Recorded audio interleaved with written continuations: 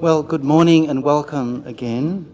We're in for, I think, a very reflective and engaging morning as we look at the Jewish experience of the American experiment and the Muslim experience of the American experiment. And to help us do this, we've got three very fine quality academics and practitioners in this very act of engaging inter-religious dialogue. Immediately to my left is Dr. Jonathan Sarna. Jonathan was born in Philadelphia. He attended Brandeis University in Waltham, Hebrew College in Newton Center, Massachusetts, Markaz Harav Kook in Jerusalem, and Yale University, where he received his doctorate. He is considered as one of the most prominent historians of American Judaism, especially with his 2004 book, American Judaism, A History. Currently, he's the Joseph H. and Belle R. Braun Professor of American Jewish History in the Department of Near Eastern and Judaic Studies at Brandeis University. And then to Jonathan's left is Dr. Volker Haarmann, who's pastor and state minister in the Ecumenical Department of the State Church Office in the Rhineland, Düsseldorf. And then to Volker's left is Dr. Mehnaz Afridi, who teaches courses on Islam and Holocaust and is the director of the Holocaust, Genocide and Interfaith Education Center at Manhattan College. She's a member of Ethics and Religion Committee of the U.S. Holocaust Memorial Museum in Washington.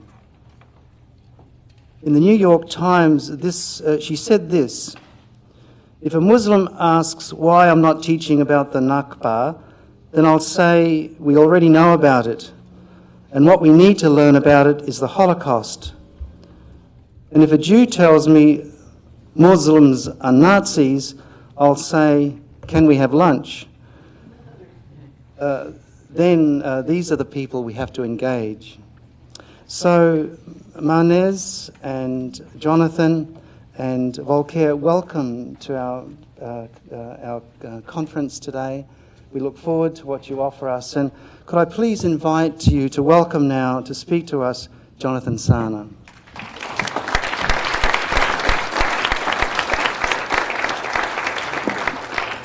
Thank you. It's really a pleasure to be here. You forgot my most important credential for being here, and that is I'm married to Ruth. This is our 30th anniversary. Yeah. So now, in September of 1654, a small vessel sailed into the port of New Amsterdam, present-day New York. Most of the ship's passengers, 23 souls, big and little, according to a contemporary record, were bedraggled Jewish refugees from Recife in Brazil, having been expelled from there when the Portuguese reconquered that colony from the Dutch. These Jews were now seeking a new home. And much can really be learned from the experience of America's earliest Jews. From their first days on American soil, they adhered to the nation's largest and most visible non-Christian faith. Really, from that time onward, every Jew, every synagogue, every Jewish organization and periodical and philanthropy served as a kind of conspicuous challenge to those who sought to define America in restrictively Christian terms. Jews have continually extended the boundaries of American pluralism, serving as a model for other religious minorities, and in time expanding the definition of American religious liberty so that they and other minorities might be included as equals. The U.S. Constitution in 1787, followed by the Bill of Rights in 1791. Those of you going to the Constitution Center later will learn all about those documents. They brought about changes in law and in the relationship of religion and state that actually transformed American as well as American Jewish life. The Constitution outlawed religious tests such as Christian oaths or the requirement that one adhere to a particular religion that was in the original Constitution. No religious test shall ever be required as a qualification to any office or public trust under the United States. And that was followed by the Bill of Rights, which went further, forbidding Congress from making any law respecting an establishment of religion or prohibiting the free exercise thereof.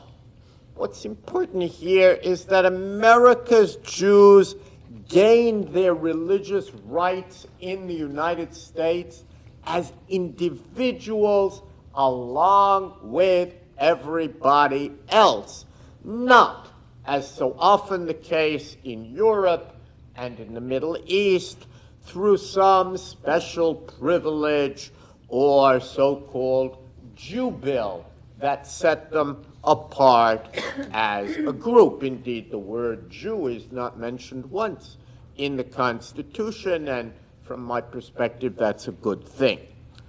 The famed correspondence between Jews and America's first president, George Washington, went even further in defining the place of Judaism in the new nation. The address of the Hebrew congregation in Newport, composed for his visit to that city on August the 17th, 1790, actually paralleled other letters that Washington received from religious bodies of different denominations, and it followed a long established custom associated even with the ascension of kings. And the letter is redolent. You'll be able to see, those of you who go to the National Museum of American Jewish History later will be able to see this correspondence. Redolent with biblical and liturgical language, the address of the Jewish community noted past discrimination against Jews, praised the new government for generously affording for all liberty of conscience and immunities of citizenship, and it thanked God for all of the blessings of civil and religious liberty that Jews now enjoyed under the Constitution. And Washington, in his reply, reassured the Jewish community about what he correctly saw as its central concern, which was religious liberty. Appropriating a phrase contained in the Hebrew congregation's original letter, he characterized the United States as one that, quote, gives to bigotry no sanction, to persecution no assistance. A wonderful phrase that has been much repeated over the years. Washington went on to describe religious liberty, following Thomas Jefferson, as an inherent natural right, which is altogether distinct from the indulgent religious toleration practiced by the British and much of enlightened Europe, where Jewish emancipation was frequently linked with demands for Jewish improvement. In other words, in Europe, it was a kind of quid pro quo arrangement.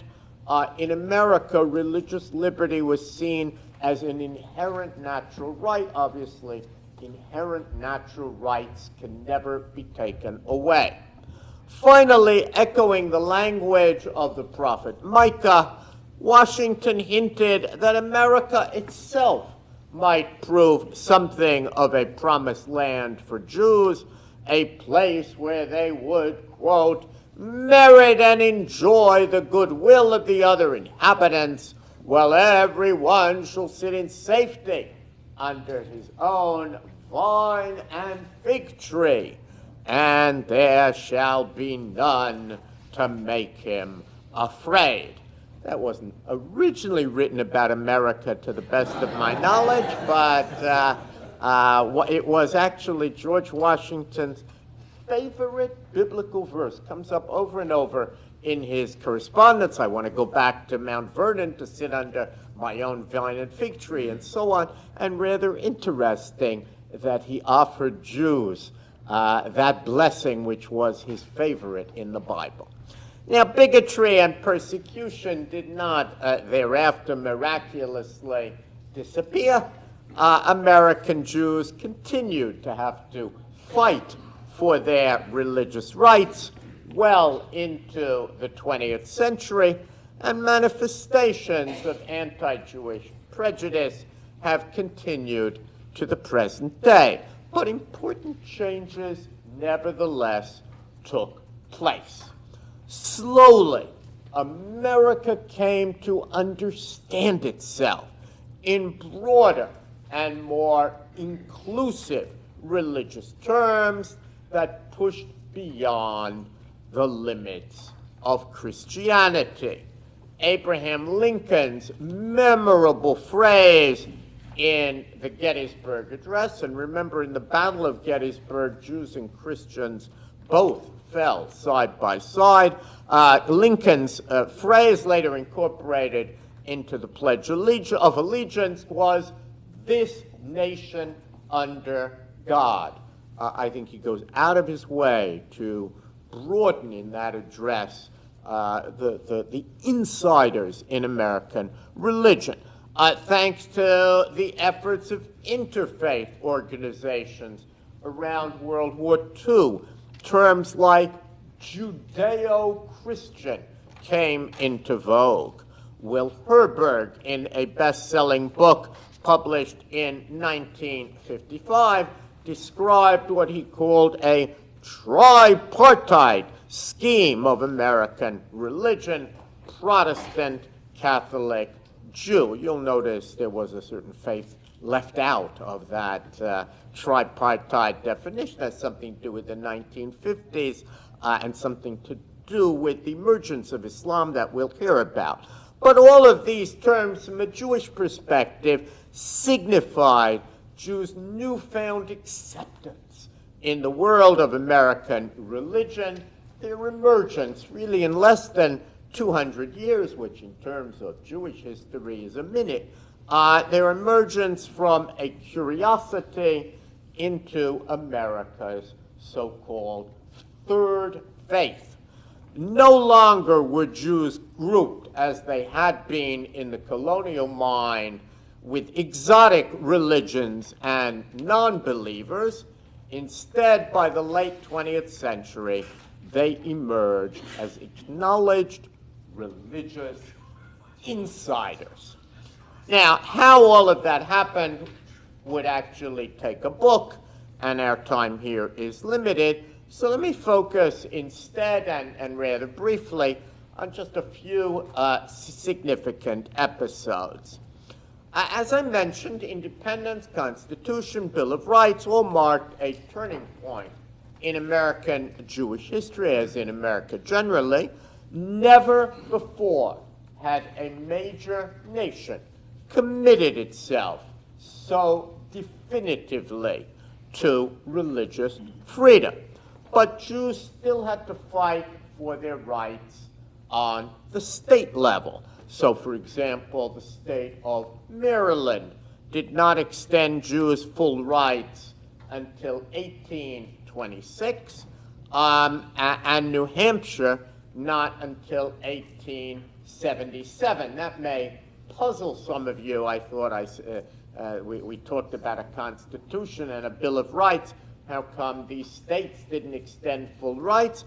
And the answer is that the original Bill of Rights said Congress shall make no law. It didn't say the state shall make no law. It's only in the 20th century that the Bill of Rights was imposed on all of the states by the Supreme Court based on its reading of the 14th Amendment. Jews also continued to face various forms of social prejudice nationwide. For many decades, actually extending past World War II, Jews faced restrictions in the United States on where they might live, what occupations were open to them, what clubs they would join, where they might vacation, and so forth. And lots of schools and colleges, not mine, also placed quotas on the number of Jews that they would accept. This kind of discrimination, the quotas and so forth, only became illegal in the United States over the past half century or so, and many Jews continue to confront anti-Jewish slurs and attacks down to the present day. Now, having received their constitutional freedom in the company of other Americans, Jews as a group long felt far more secure than they had either in colonial America or, for that matter, in most other countries. And as a result of that, even in the 19th century, we see Jews asserting their rights openly, and if challenged, defending themselves both vigorously and self-confidently. In many ways, I think what distinguishes America is not really the absence of anti-Judaism. It's not absent, but it's rather the willingness and ability of Jews to push back against it. So, for example, in 1844, South Carolina's governor, a man named James Haarmann, issued a Thanksgiving Day proclamation that identified his state with Christianity and encouraged citizens of all denominations to offer up devotions on Thanksgiving to, quote, Jesus Christ, the Redeemer of the world. That was before football came to dominate Thanksgiving and people stopped having religious services. But Jews naturally took offense at Governor Haarmann's proclamation. South Carolina was actually home to about 1,000 Jews at that time, among them cultural and political officials of renown, as well as individuals of substantial wealth and influence. And a memorial signed by 110 of those Jews, that's more than 10% of the Jewish population, pushed back against the governor, demanding that he grant Jews their rights as citizens. The Jews' boldness in confronting the governor of their state is what might impress us. Quote, "We propose to test the position that you have assumed by that state constitution, which you have sworn to support."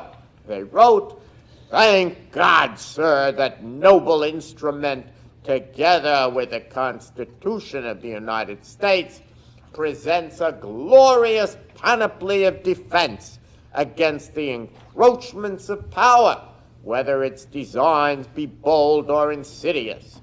under its universal and protecting spirit, we do not sue for toleration, but we demand our rights, unquote. And in addition, Jews warned, as they would on many such occasions, that to exclude them would be to create a dangerous precedent. The Catholic, the Unitarian, and numerous other sects may find their privileges discriminated away and their most cherished opinions crushed or slighted by a gubernatorial preference. The issue Jews understood came down to minority rights. The Constitution, they declared to the press, has nothing to do with the relative numbers of citizens with popular or unpopular modes of faith.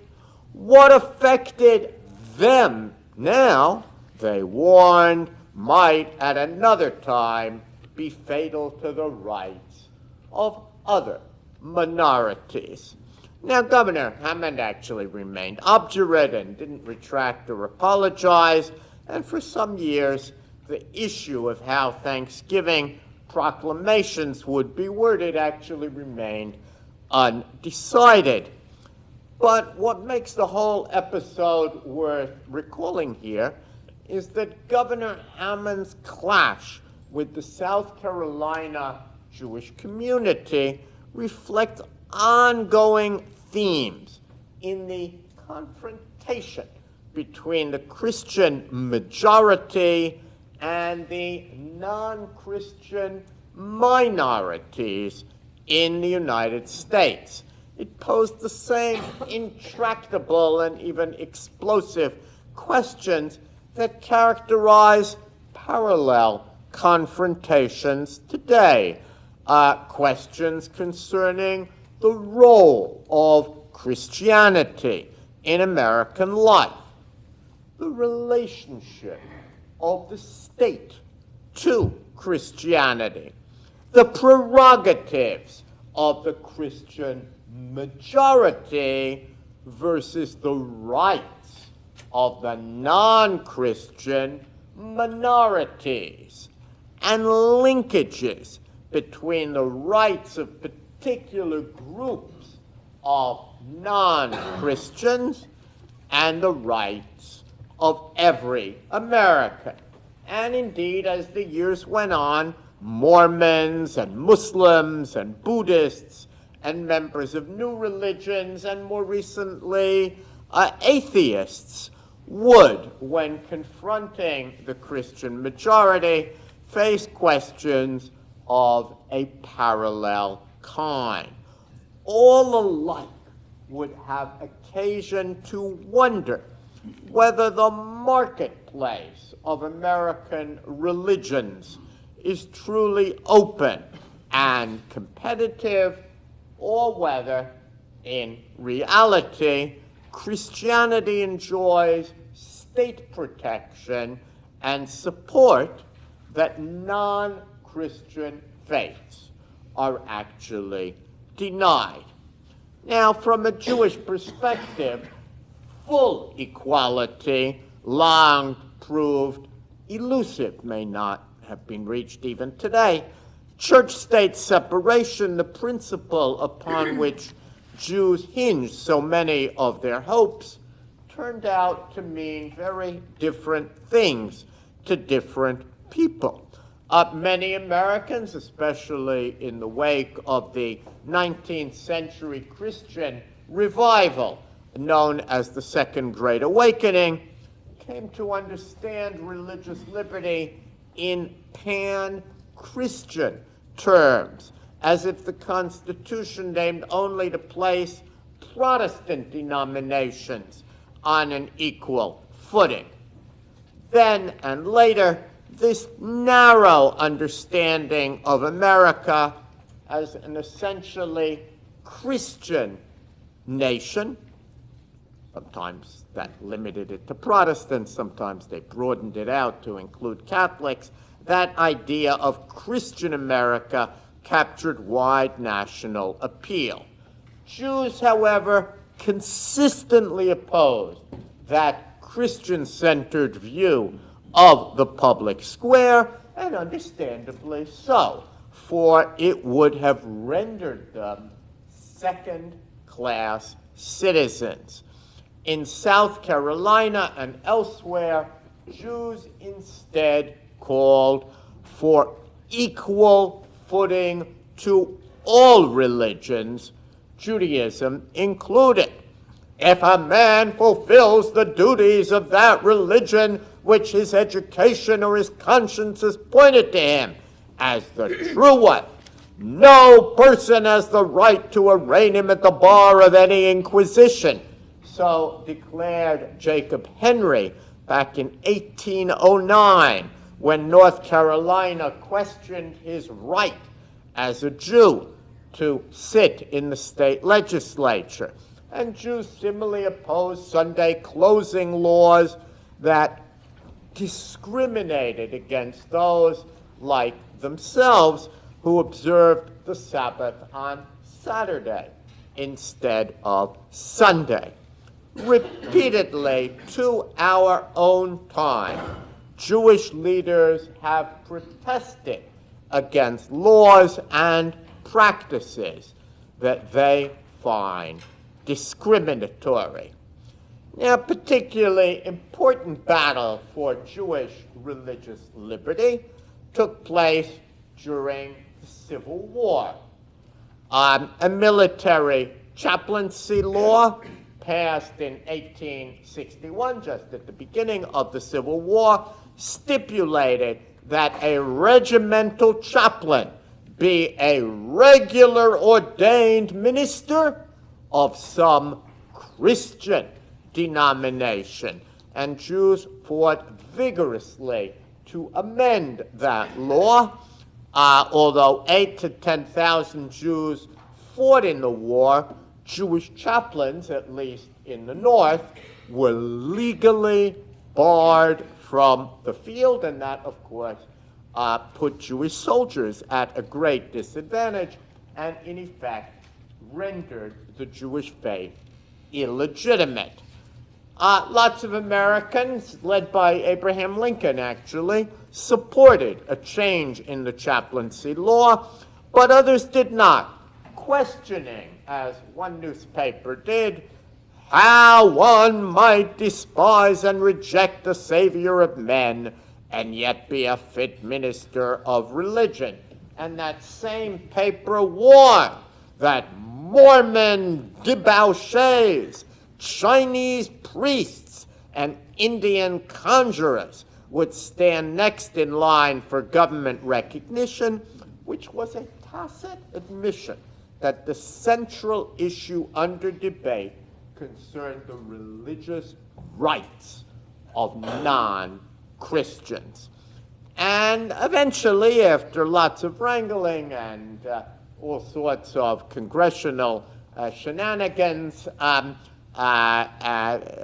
help, as I said, from President Lincoln, the bill was amended. The term Christian denomination wasn't removed, but it was construed to mean religious denomination. I'm not sure every congressman knew what that meant, but it was easier than taking the word Christian out of the bill, and then they buried the bill deep within a bill giving raises to popular generals, and that's how it passed.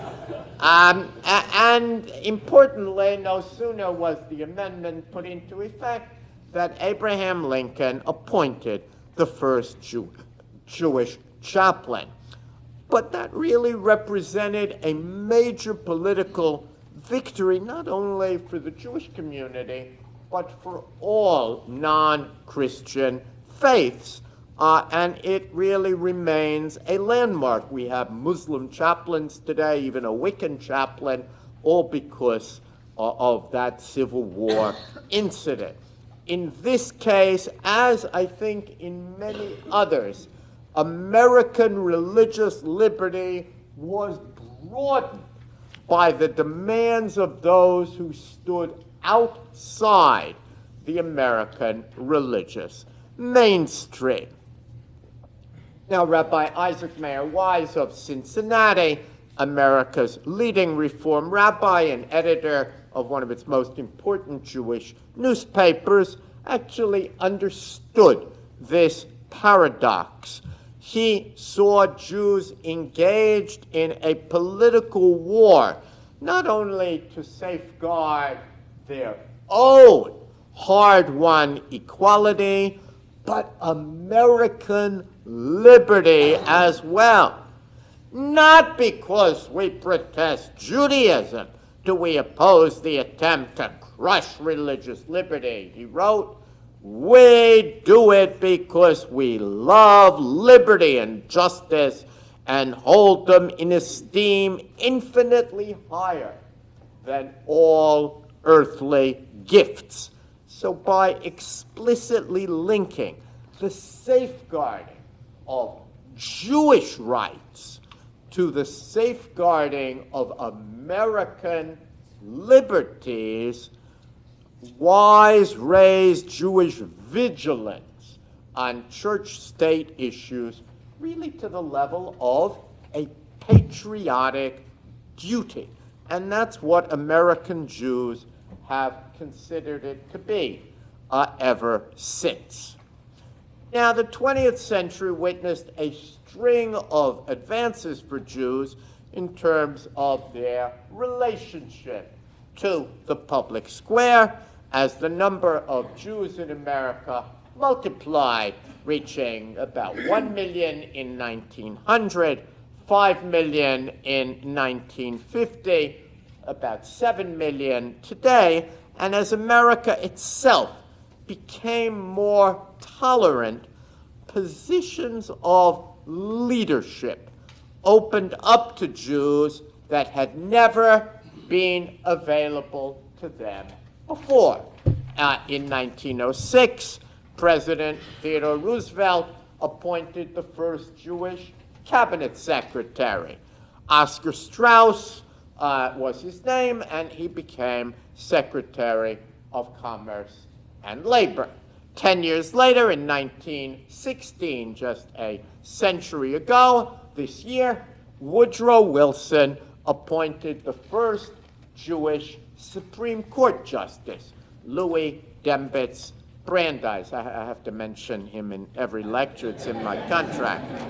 But seriously, it is a measure of how much has changed in the United States that there are today 3 Jews on the Supreme Court, and a 4th has just been nominated, and that was not an issue. Nobody much cared or noticed that, oh, the other folks are Catholics.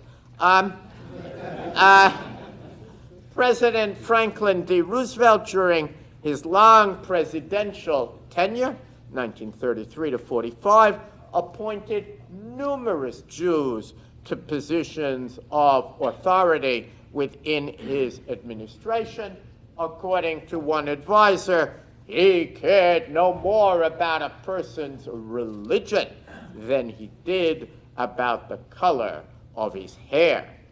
The election later of 1964 saw 19 Jews elected to Congress, the highest number to that time. Then in 1973, Henry Kissinger was appointed the first Jewish Secretary of State.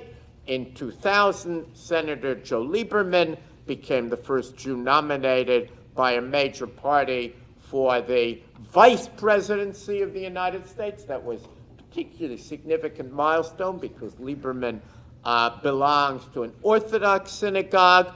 And this year, although neither presidential candidate is Jewish, both of them have Jewish sons-in-law. Whoever wins, there'll be a Jewish son-in-law. And the second place Democratic candidate, Bernie Sanders, is a Jew, of course, from Brooklyn. Indeed, today, Jews hold positions at all levels of government, federal and state, and have won election even in states where Jews form a very small minority, think Wisconsin, Minnesota, and so on. Popularity, ability, fundraising prowess, far more than religion, determine who Americans elect to govern them. Now, 3 months ago, I had the privilege of speaking at Princeton University at a celebration of 100 years of Jewish life at that great university. And I pointed out there how much had changed over the course of those 100 years. A century ago, Princeton University had no Jewish administrators, no Jewish faculty, no courses in Jewish studies, and only a small number of Jewish students, barely enough to form a prayer quorum. Today, of course, everything is different. Princeton has Jewish administrators, Jewish faculty, hundreds of Jewish students and alumni, an academic program in Jewish studies, a center for Jewish life.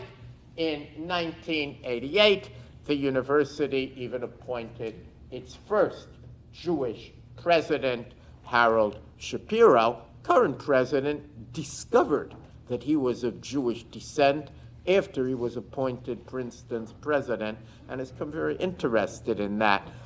In short, over the course of just 100 years, Jews at Princeton moved from the periphery of the campus to its very center. I recall the story of Jews at Princeton here because it reminds us how much America, too, has changed over the past century. More, I think, than any other diaspora land, America has opened up remarkable opportunities for Jews, transforming them from a persecuted minority to members of the mainstream. Now, hatred and bigotry have not entirely vanished and seem, alas, to be making something of a comeback in our time. Nevertheless, it seems to me that the story of how Jews moved from the periphery into the mainstream should provide inspiration and encouragement to other beleaguered minority groups struggling to make their way into the mainstream. A century from now, when today's minorities look back, let's hope that they can echo visitors' comments about the transformation of Jewish life at Princeton. We have come a long way to accept one another, one visitor exclaimed.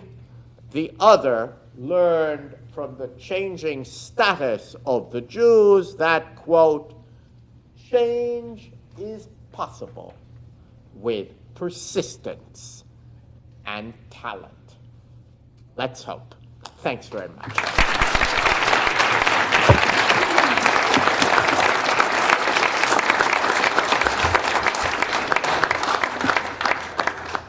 Jonathan, thank you. And for those of us who aren't born here in the United States and are from other countries, it's a very helpful insight into the Jewish experience of the American experiment. And now, to reflect with us on Jonathan's presentation, I invite our two other panelists, Mehnaz and Volker, in that order, to reflect with us. So, Mehnaz, please come and join us, and would you please welcome Mehnaz among us as well.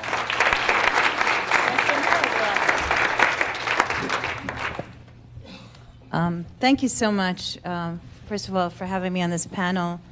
But I'll save a lot of that for later when I go out. But thank you so much, Jonathan Sarna. I've heard so much about you, and it's an honor to be here on the panel with you. I think, there's a lot of questions that I have, and I think questions more so from a religious studies point of view. And the first question that I'd like to sort of pose and also comment on, and I think it's important, especially in light of what's going on today, is the notion of the promised land that you mentioned. So America becomes the promised land for Jews, this idea of the promise and the idea that there is a promised land, but not necessarily the theological promised land which lies in Israel today. So the question is, what is that promise? Is the promised land able to be in a place like the United States? Is it the same promise? And how do we think of that in terms of religion? And I think that's an important question for non-Jews to understand in terms of what this promise means. Because I don't think, I hear enough of Jewish America talking about this notion of the promised land outside of the politics of Israel and Palestine constantly. So I would love to hear a little more about what that means. Should I go on, or should I give it over to you? Yeah, okay. Did you want to answer first? Or? Sure. It's of course not just a Jewish question, because to many Protestants, America similarly was either a promised land or an almost promised land. The great American religious historian Edward Gousted wrote a wonderful book on that theme.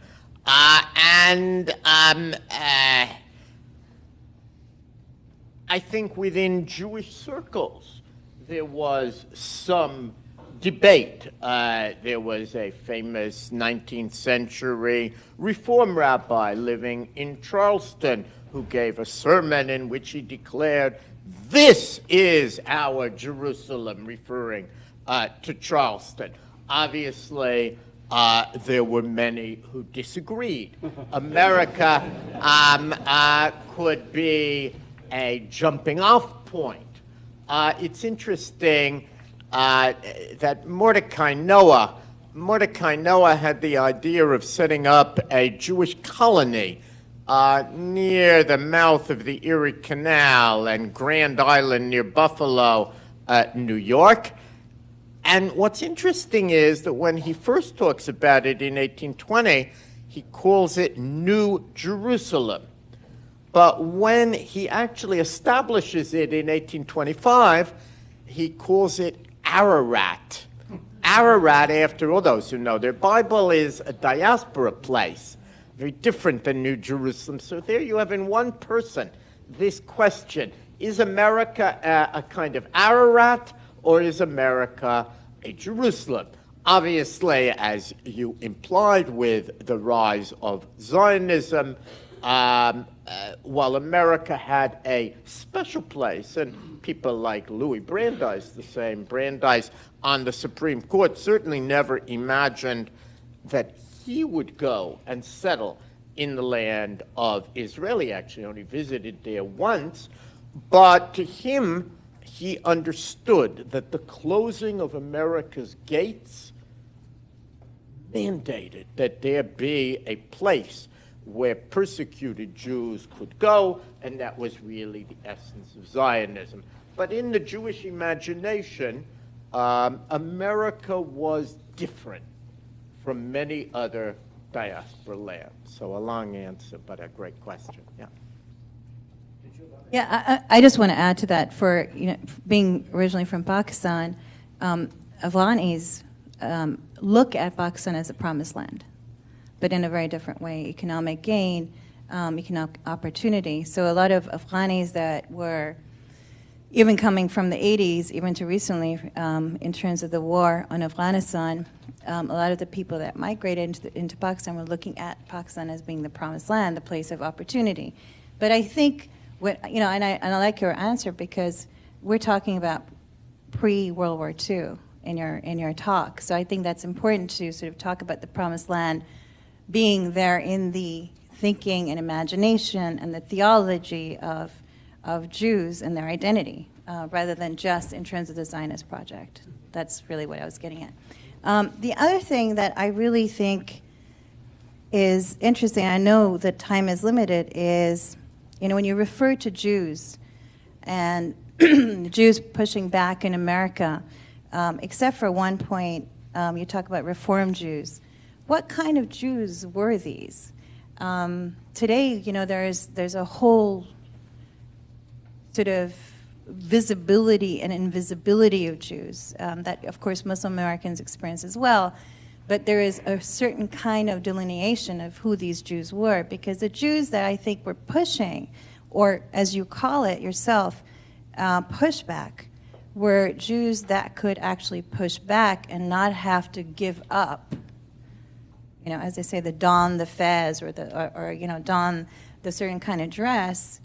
So there was a certain kind of Jew that was able to, quote unquote, assimilate, or, as you say, be acknowledged as insiders with the tripartite that you talk about. So can you just sort of give us more of a nuance of who these Jews were?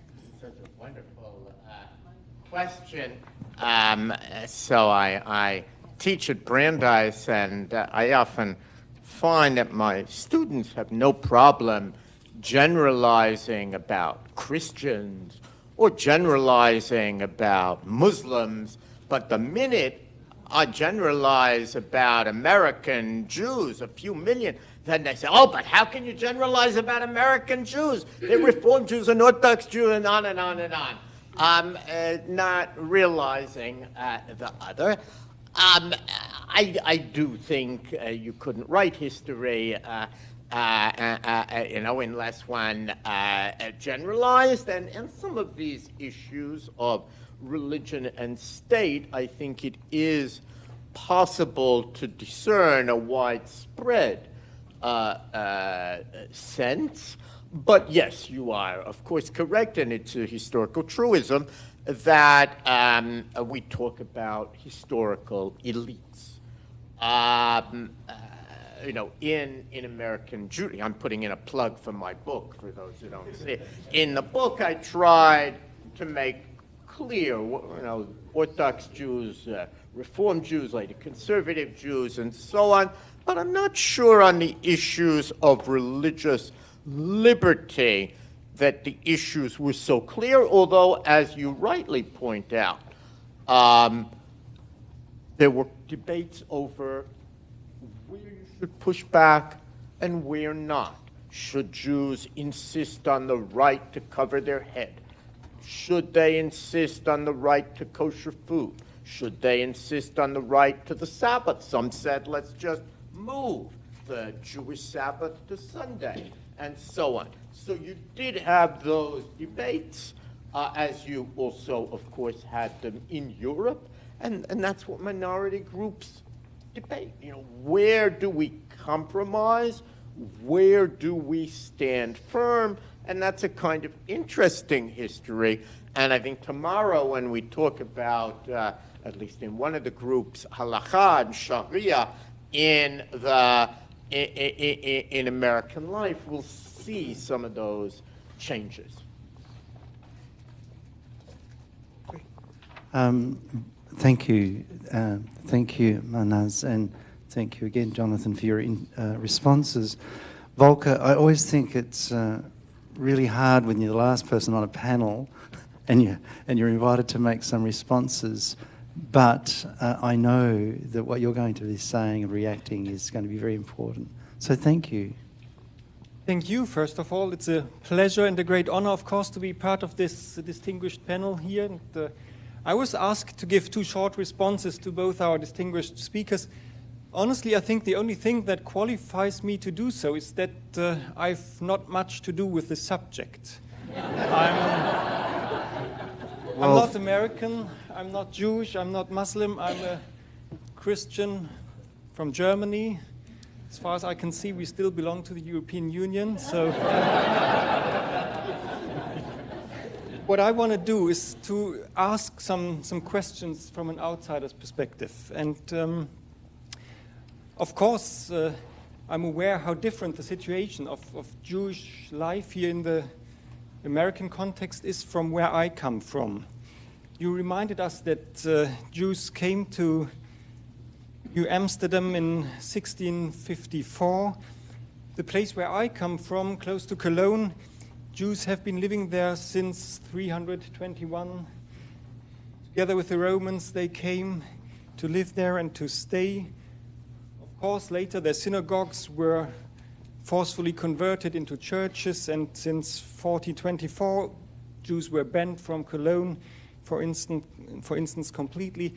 Pogroms had almost constantly been part of the Jewish experience in the European context. And of course, as you reminded us, the Jews coming here came as refugees from European anti-Semitism. And this is then where, sadly, I come into play as a European Christian when speaking about the American experience and the Jewish reality here. So let me offer 3 short questions coming from this background. My first question would be, you reminded us of the centrality of the marketplace of religion in the American experiment. You said America is pretty much, or has been perceived as a Christian nation. So you also said what distinguished this America is not the absence of anti-Judaism, but the willingness and ability to push back. And Mehnaz already referred to that. My question now would be, how central is the notion of religion in the American experience? And does it somehow trump the ethnical and racial anti-Semitism that comes on top of those religious anti-Jewish sentiments in our European contexts? Was the ability for Jews to push back greater here in the American context because the fight was more on religious issues than it was on blatant racism? One say so, or would you? Thanks. I think that the ability of Jews to push back had something to do with that George Washington letter, because religious liberty is an inherent natural right. You were not frightened that maybe if you pushed back, they'd take away what you had.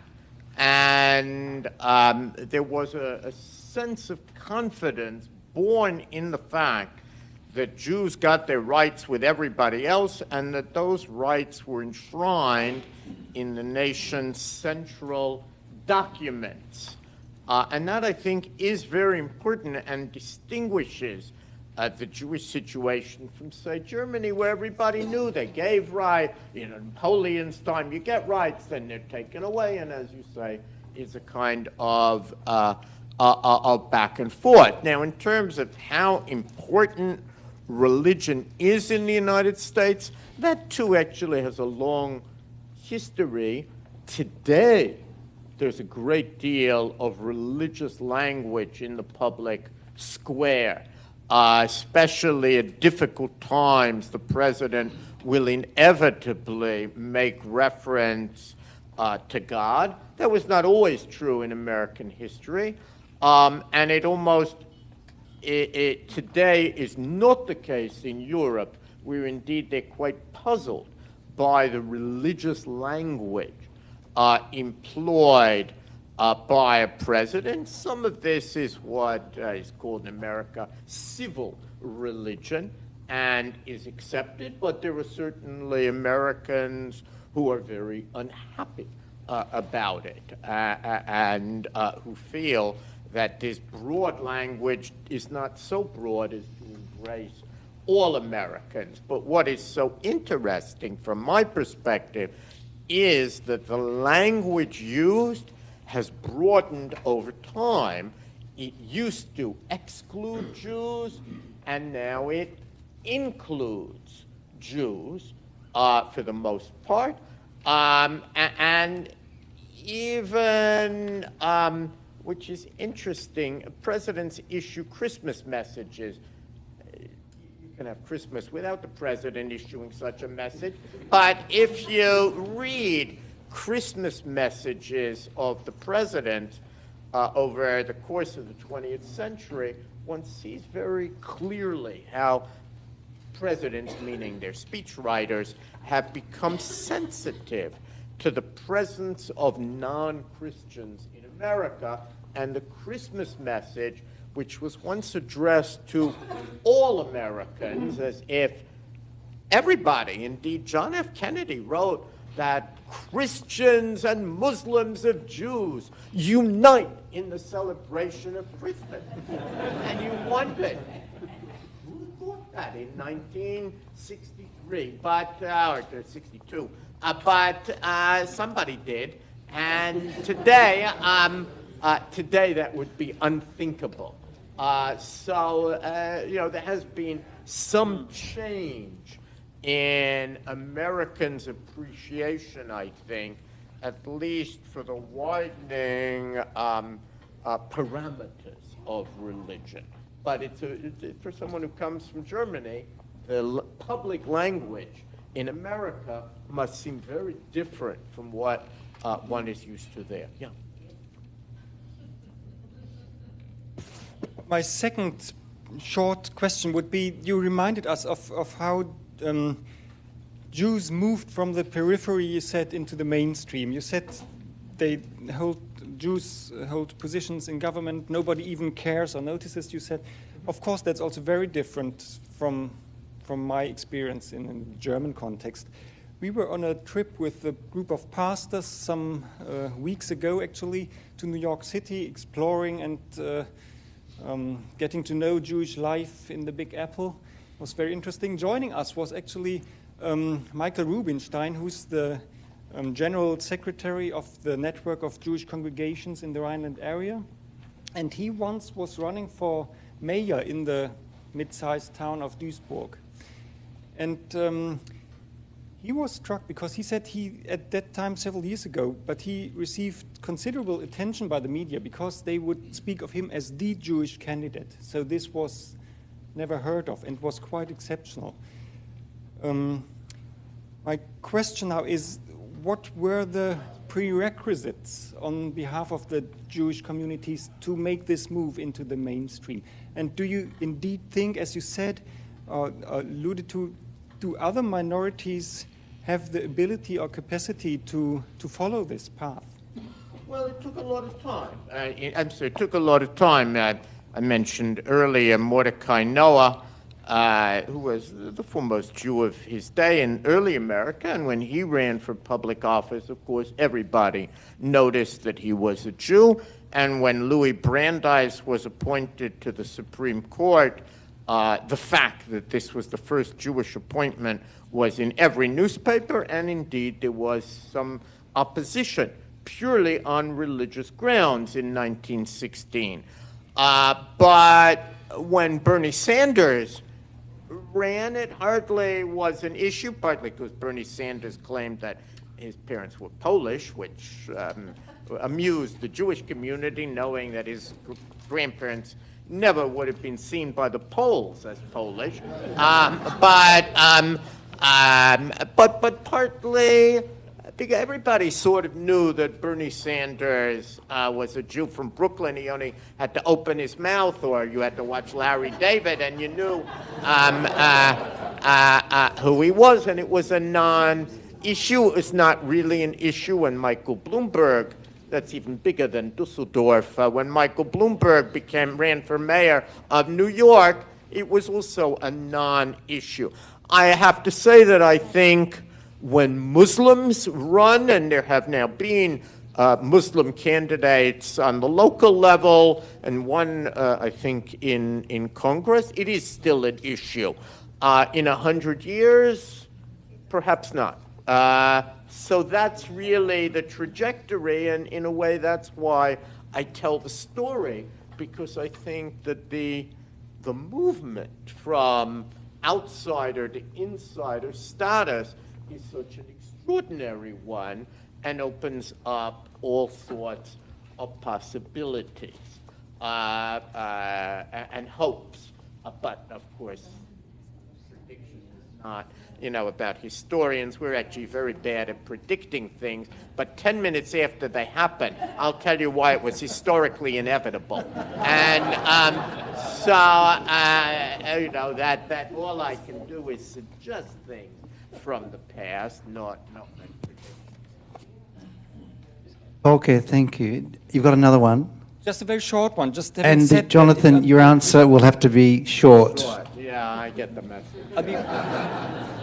I'll be very quick now, but having said that on predictions, I just wanted to share with you another impression. On this trip to New York, I was actually struck how much the state of New York these days is challenged by dealing with the ultra-Orthodox community in Williamsburg, for example, and knowing now that, from a demographic perspective, the ultra-Orthodox community is growing within the Jewish community. So, it's hard to predict, but how do you see the future of the Jewish experience, of the American experiment on that?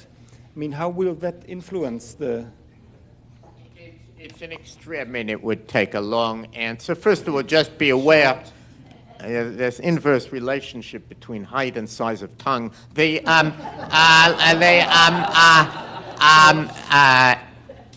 First, be aware that if the Jewish community in the United States is the most concentrated of America's religions, meaning Jews are not equally spaced, they are in a rather small, more than 80% are in 20 metropolitan areas.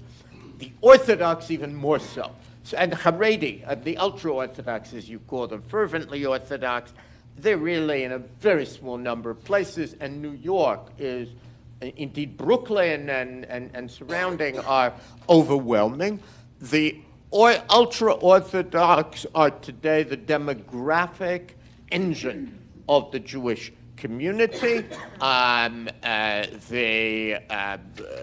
About more than 6 children per family. In some of the communities, more than that. The Satmar community has more children, really, than any other in the United States. It's the most fertile. And that will change the demography of the Jewish community. It does not mean that all of the children of the fervently Orthodox will remain fervently Orthodox.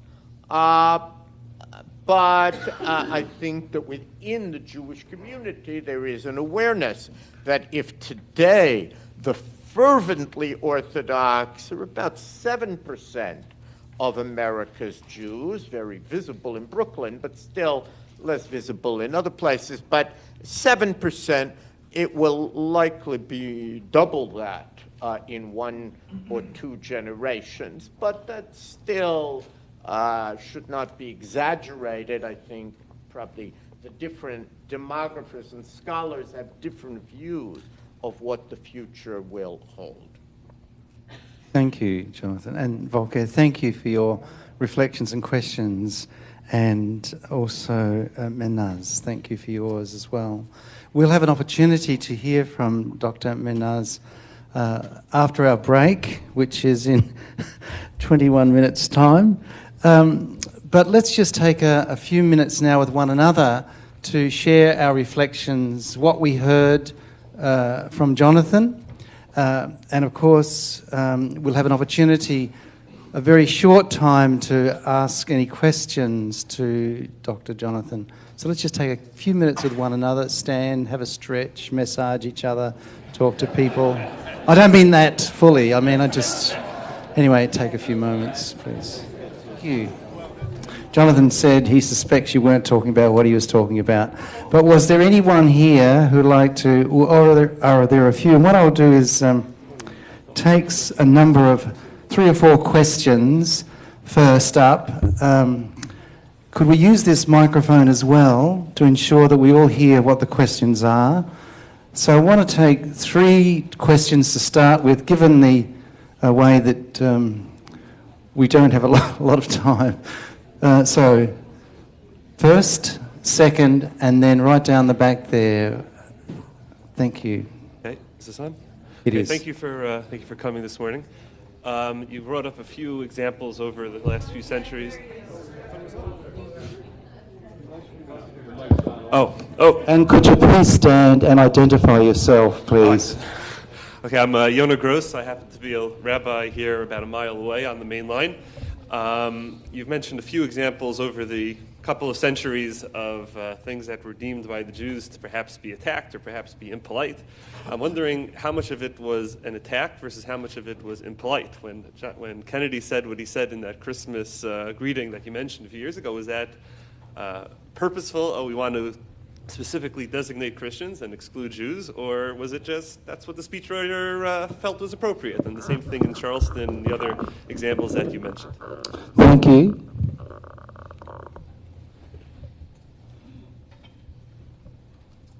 Dr. Sarna, thank you for your talk. I think one of the threads that I saw through Brad Seligman with the Young Leadership Council of the ICCJ. Yeah.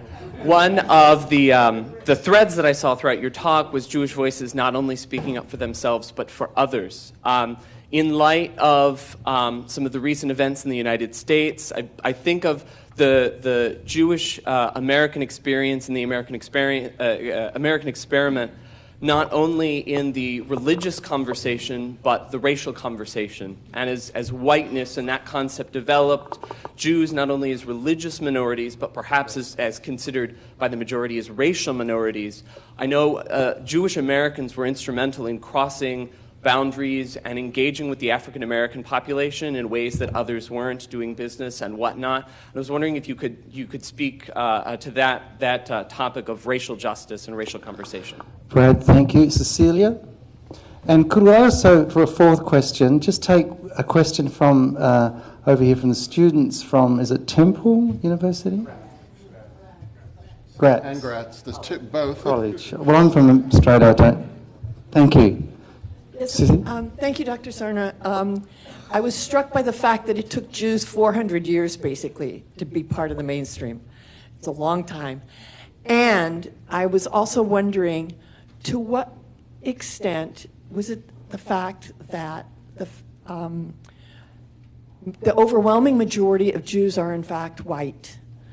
Did that help eventually enter the mainstream? And how, in terms of other immigrants, including religious minorities, including the Muslim population, the fact that most people are people of color and non-European, to what extent will that make it more difficult for those religious minorities to enter the mainstream? Cecilia, thank you. And finally, a question over here. Going once? Going twice? Okay. Is there one? Okay, just here. Phil, just here. Thank you. Thank you very much. That was a very inspiring panel. I'm Dr. Amine Houthi. I was also the first director of the Center for the Study of Muslim-Jewish Relations. And I had the privilege of, I'm from Pakistan originally, but I had the privilege of getting to know Jewish friends in the UK and really, broke Sabbath with them, broke bread at Sabbath, engaged with their festivals and all, and really began to appreciate and empathize with that pain and, that sense of the history of suffering. But I also feel that, this fantastic travel that has happened from one point of the periphery to the center. I'm wondering if, as you constantly said, we can include other communities. And similarly, we've got to see and transcend not just that pain, but, move forward together as a world community and as a human community, because at the moment, it's a very difficult situation where, of course, many minorities are at the periphery. So how do we actively work towards that goal? And of course, Muslim-Jewish relations have been so positive in so many areas of the world and in history, for example, in Al-Andalus and even in 7th century Makkah and Medina. So if we look at all the positives, how do we move ahead together as a world community, a world civilization? How many? Thank you.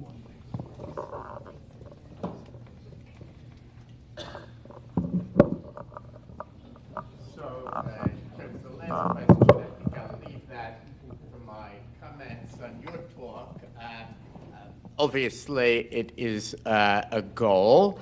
The question of consciousness, meaning when is something simply impolite? I think when Governor Haarmann issued his Thanksgiving message, he didn't do it to spite the Jewish community, just didn't think about it.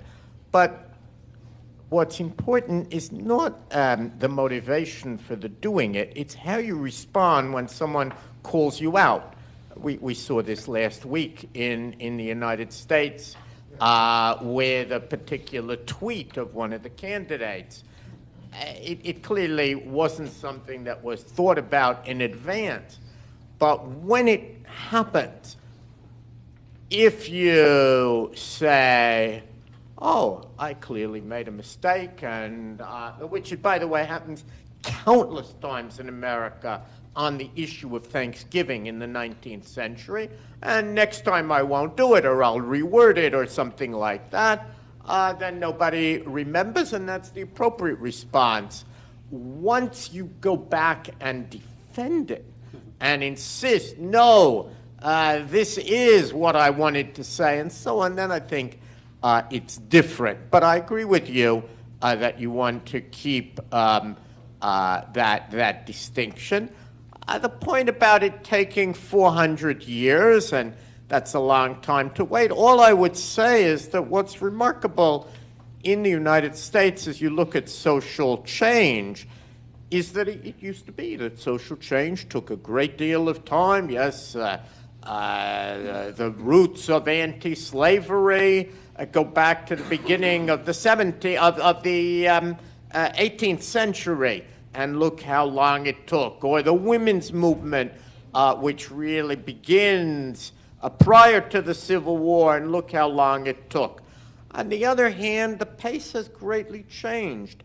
If we try and trace the notion of gay marriage from Stonewall, which is the general beginning of the gay rights movement, to the Supreme Court decision and the acceptance of gay marriage, that was a matter of something on the order of less than 50 years, which is extraordinary in the whole history of the United States. There's never been a social change of that magnitude that took place in such a short amount of time.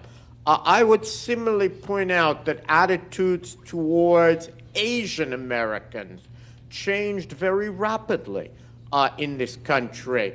Anti-Japanese feelings at the time of World War II were extraordinary indeed. They were put in camps. Today, the Japanese, they interned. That today, obviously, Japanese are accepted and I think in many respects feel they have entered the mainstream. So one would like to imagine that the pace has quickened. Now, most of the two real questions address the issue of race. That's a very complicated, and whiteness and so on, a very complicated question.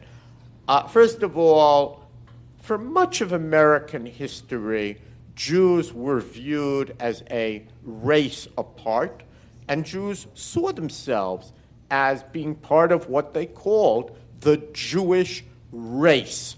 And indeed, ideas, we have a few rabbis, I don't recommend it to the rabbis present, but 50 years ago, or no, more than that, prior to the 1930s, it would have been common to say, you are a credit to your race, and your congregants would have beamed. With the rise of Hitler, race got a bad name, and then new words, peoplehood, and so on, came to the fore. But the distinctive element of Judaism is that Jews consider themselves both a people and a religion.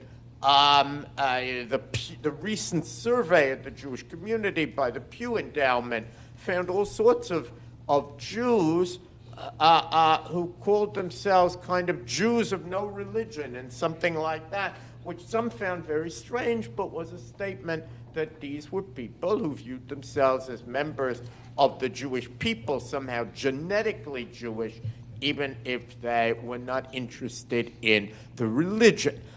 Outsiders in recent years have argued that Jews are really no different from other white folks, and indeed, Karen Brodkin wrote a book called How Jews Became White Folks. The interesting thing is, as Eric Goldstein pointed out in I think, a better book, that was not something the Jews themselves accepted. Jews still see themselves as distinctive. Now, the question of what color Jews are is actually interesting. In early America, if you go and look, many of the Sephardic Jews were actually quite dark, indeed look not so different from some American Muslims. There's a famous Gilbert Stuart painting, I don't think it's at the museum, of Aaron Lopez's wife, who was clearly very dark, and others of similar kind. And there were actually a few offspring of Jewish fathers, slave mothers in the Caribbean who magically became white as they came to America and became members of the Jewish community, passing, partly because there were darker colored Jews. I mention this because actually what is important in the last few decades, as you've seen conversion and adoption and movements of Middle East Jews to America, there are more Jews of color than there used to be, and really ever were. Before, there were also significant numbers of African Americans who converted to Judaism. So it's a very complicated matter. That said, I don't have any doubt that the fact that majority of Jews were white, made it easier for them to emerge than had they been black. And indeed, a good case could be made that Jews were able to emerge in America faster and differently than in Europe, because there was a different outgroup. There was a persecuted minority that was not the Jew, but was in fact the African American. So I've tried to give a complicated answer because I think it is complicated, and everything about race in America is complicated. We thought, I say this to the Europeans, oh, we have a black president. That's the end of that subject. It's settled. It's solved. I think one lesson of the development of the last few years has been that it wasn't that simple. And you don't undo hundreds of years of history in an instant. And by the way, I think the same is true of anti-Semitism in Europe. Lots of people thought, oh, we saw where that led. It led to the Holocaust. We're not going down that route again. But somehow or other, just when you think the problem has been resolved, you discover that it hasn't gone away quite the way you thought. And that's true of anti-Semitism, and it's clearly true of racism. Thank you, Jonathan. We come now to our break, and we have a half an hour, and then after the half hour, we'll come back and we'll listen to the Muslim experience and to Dr. Mehnaz Afridi. Could I invite you, please, to thank, first of all, Jonathan and Volker and Mehnaz.